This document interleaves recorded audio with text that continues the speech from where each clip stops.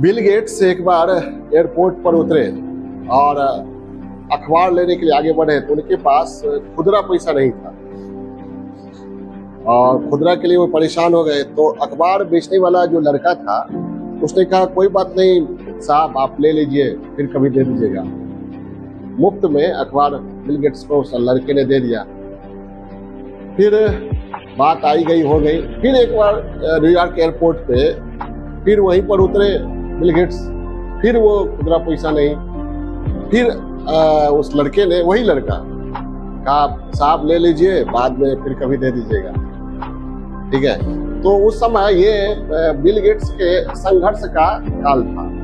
वो उस समय फेमस नहीं हुए थे, लेकिन जब फेमस हो गए, पूरी दुनिया के सबसे रिच पर्सनैलिटी के रूप में, सबसे धनी व्यक्ति के रूप में विख्यात हो गए, उस समय सोच रहे थे मैं पिछली जिंदगी के बारे में, तो उन्हें याद आया कि एक बार नहीं 2 बार एक लड़के ने फ्री में, मुफ्त में मुझे अखबार दिया था, लेकिन मैंने पैसा नहीं चुकाया। तो ये खोजते खोजते एयरपोर्ट पे गए, वहाँ खोजा और उन्होंने कहा उस लड़के से कि मैंने 2 बार लिया।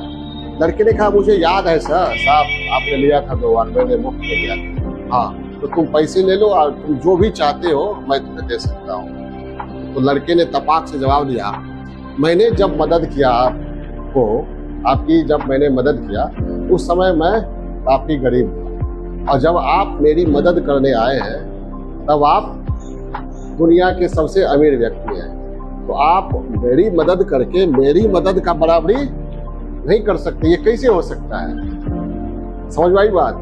जिस समय लड़के ने मदद किया, लड़का क्या था? गरीब था। और जिस समय बिल गेट्स मदद कर रहे हैं उस समय बिल गेट्स सबसे दौलतमंद व्यक्ति है। यानी मदद करने के लिए क्या चाहिए?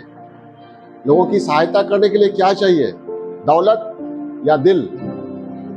दिल चाहिए, मिजाज चाहिए।